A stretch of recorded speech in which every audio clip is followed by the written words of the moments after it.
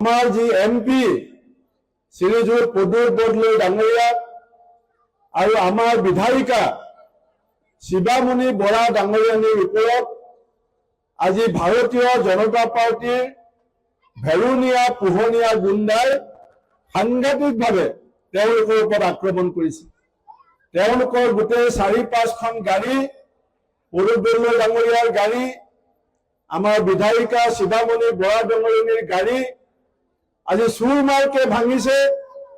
বৰদলৈ গাৰ পৰা তেজ ওলাইছে, শিৱামণি বৰাৰ গাৰ পৰা তেজ ওলাইছে।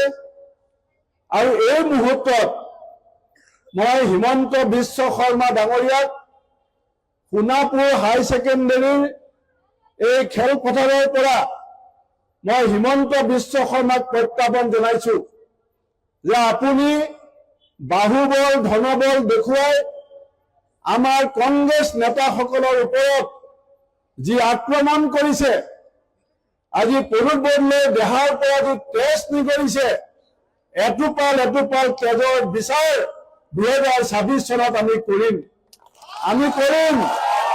আৰু হিমন্ত বিশ্ব শৰ্মাক মই আজি কৈ থৈছো যে ধৈৰ্য আৰু সহ্যৰ সীমা অসমৰ মানুহক হেৰুৱাবলৈ বাধ্য নকৰিব।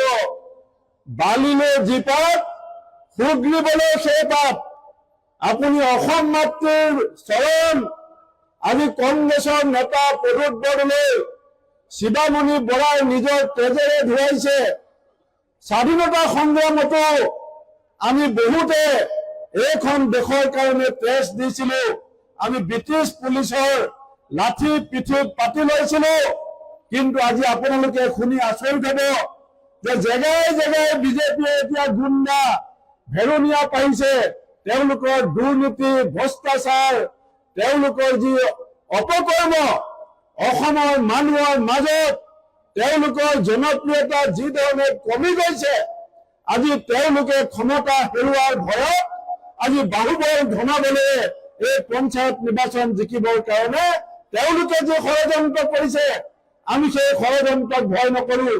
কালিলৈ আমাৰ কংগ্ৰেছ দলৰ নেতাসকল ডিজিপি অফিচত যাব আৰু আমি চাম যে পুলিচে যদি দোষীক উপযুক্ত শাস্তি দিয়ে, দোষীক যদি কাৰ্যত কৰে ভাল কথা, নহলে আমি গোটেই অসমতে পুলিচ থানাবিলাক আমি ঘেৰাও কৰিবৰ কাৰণে সিদ্ধান্ত লম।